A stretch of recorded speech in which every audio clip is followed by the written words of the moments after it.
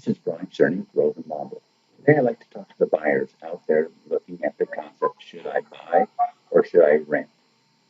And this tends to be a question common as people keep hearing about the fact that the market has improved with these low interest rates, with the prices of homes still being still a little bit on the cheaper side, but they don't know which way to go. So those two factors of low interest rates and good home prices are two really good reasons to go buy rather than rent. The third is that it's just simply cheaper to buy than to rent.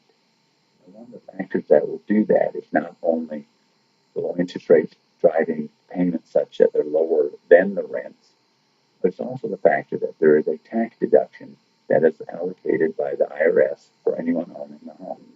So it is a little bit under fire right now in Congress as a way to control, save money on the national budget. It is still available, and everyone perceives that it will continue to be available.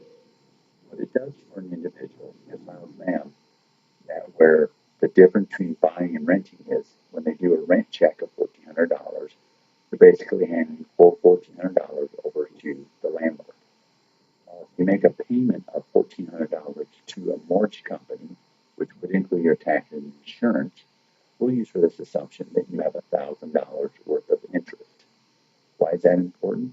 For the first few years of making your payment, $1,000 is principal and interest as part of that $1,400 payment. You would be probably paying $999 in interest and $1 worth of principal for the first year, and it would go up modestly over the next 6-7 years. So what you have in our IRS tax code is the fact that depending on your tax bracket, you would have that percentage of the mortgage interest rate as a deduction when you itemize.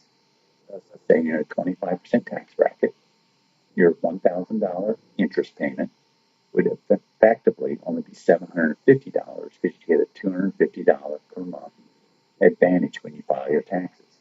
And of course, that adds up to serious money.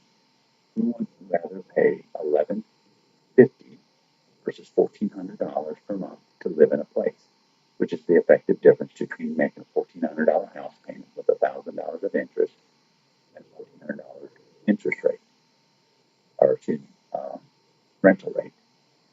But again, all this you must check with your own tax professional because your tax situation could be slightly different. But as you're talking to them, you should also be talking to them about the homestead exemption.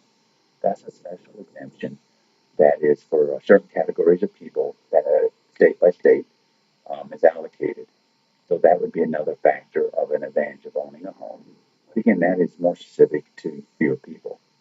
Again, I hope that this will be helpful as you look at buying a home to know that there are three factors: interest rates, home prices, and the tax advantages as to why you want to buy a home today. Thank you.